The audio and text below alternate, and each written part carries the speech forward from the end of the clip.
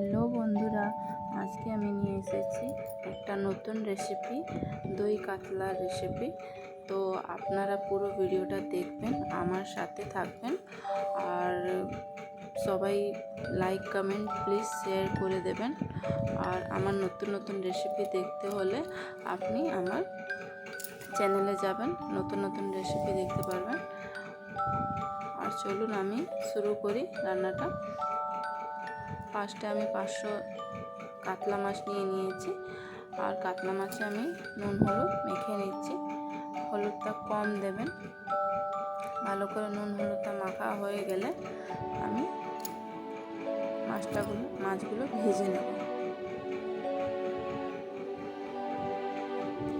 বন্ধুরা, আপনারা please like comment করবেন, কেমন হয় আপনারা বাড়িতে ট্রাই করবেন।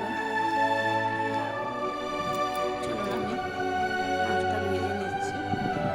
দেখুন আমি তেল বসিয়ে দিচ্ছি, গরম হয়ে গেছে। মাছগুলো ছেড়ে দিচ্ছি।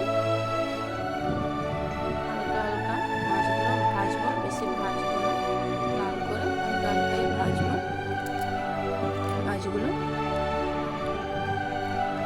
মাছ অলরেডি ভাজা হয়ে গেছে। ওই তেলেই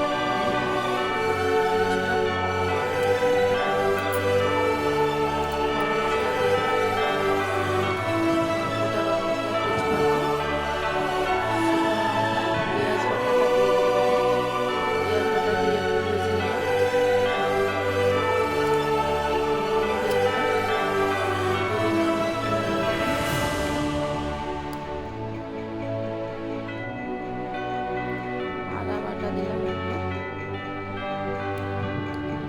আদা রসুন বাটা আমি দিয়ে দিলাম 1 চামচ।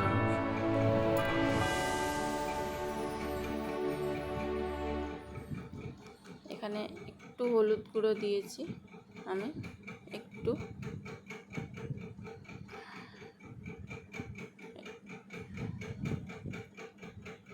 লঙ্কা গুঁড়ো দিয়েছি। বেশ, আর কিছু দেব না। এগুলো দিয়ে সব ভালো করে ভেজে নেব।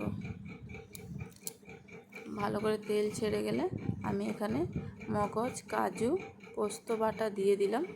এগুলো দিয়ে তেল ছাড়া অবধি আমি ভেজে নেব ভালো করে। ভালোভাবে ভাজা হয়ে যাওয়ার পর তেল ছেড়ে দেবে যখন, টক দই দিয়ে দেবো। 100 গ্রাম মতন টক দই একটু জল দিয়ে ভাজবেন, নাহলে দইটা কেটে যাবে। তেল ছেড়ে দেবে যখন একটু, সেই মাছে ভেজে নেবেন। মশলাটা যখন ভাজা হয়ে যাবে তখন একটু চিনি দেব, একটু জল দিয়ে দিলাম। আপনারা আপনার মতন গ্রেভি বুঝে দেবেন। মাছগুলো ছেড়ে দিলাম।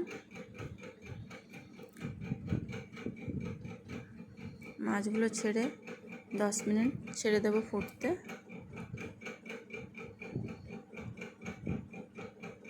10 মিনিট ফুটে যাওয়ার পর আমি একটু গরম মশলা গুঁড়ো দিয়ে দিলাম। উপর থেকে একটু গরম মশলা গুঁড়ো ছিটিয়ে দিলাম। আমার রেডি হয়ে গেছে দই কাতলা।